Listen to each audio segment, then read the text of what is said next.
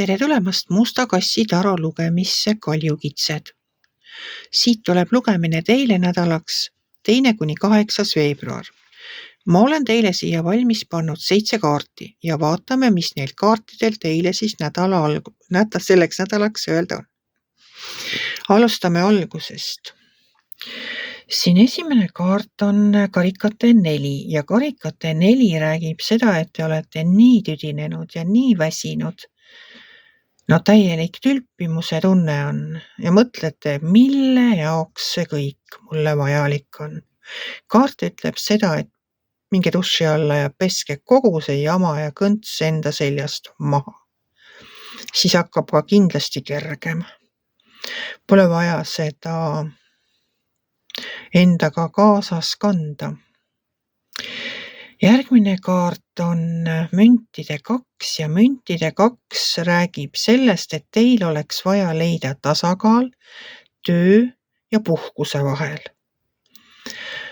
Te olete ikka tugevalt üle töötanud ja seda räägib mulle siit see 3, see on varjude kaart, et teil on mingisugused hirmud, te ei saa öösel korralikult magada, te mõtlete oma peas igasuguseid hulle situatsioone läbi ja ega näe vist ka sellest nagu ületöötamise oht on teil ikka väga suur, et te nagu ei näe väljapääsu sellest siin nädala alguses.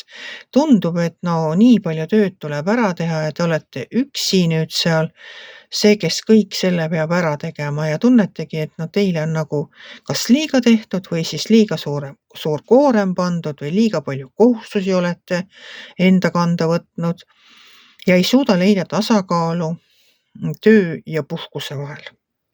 Aga see muutub nädala lõpuks, sest 4. kaart selles ülemises reas on müntide äss ja müntide äss ütleb, et teil on õnnepäev, täna on teie õnnepäev. Ja ma ei tea, kas te saate, on teil mingi palgapäev, tuleb kusagilt mujalt mingisugune rahaline süst. Igal juhul ei pea te oma materiaalse sissetuleku pärast küll muretsema, et see on väga suurepärases korras. Siis siin alumises reas on karikate 3 ja karikate 3 minu jaoks tähendab sellist väikest olemist, istumist kusagil, jutu ajamist, arutamist. Ja kuna siit edasi tuleb 2 sauade kaarti, sauade 2 ja sauade kuningas, siis ma arvan, et see on kuidagi seotud töö ja karjääriga, see jutu ajamine. Kas teile tehakse mingi ettepanek? Võib-olla pakutakse teile uut töökohta või pakutakse mingisugust muud võimalust oma sissetulekuid suurendada. See sauade 2 ütleb nii, et kui te ei taha seda pakkumist vastu võtta, siis te ei pea. Aga sauade kuningas ütleb seda, et aeg on edasi liikuda ja teie võite enda teadmiste ja oskustega väga palju head korda saata. Et sellepärast minu soovitus teile, et kaaluge, kui keegi teile teeb mingisuguse ettepaneku, kas töö või karjäärialase, siis kaaluge seda, mõelge selle peale, et teil on olemas need oskused, teil on olemas teadmised, et te saate sellega suurepäraselt hakkama, et te pea selle pärast küll muretsema, et isegi siis, kui see valdkond näiteks on teile võõras või te pole seda varem teinud, siis ikkagi võiksite seda kaaluda, et ei tehta seda ettepanekut teile niisama. Küllap siis nähakse teist seda potentsiaali, et sellega suurepäraselt hakkama saada.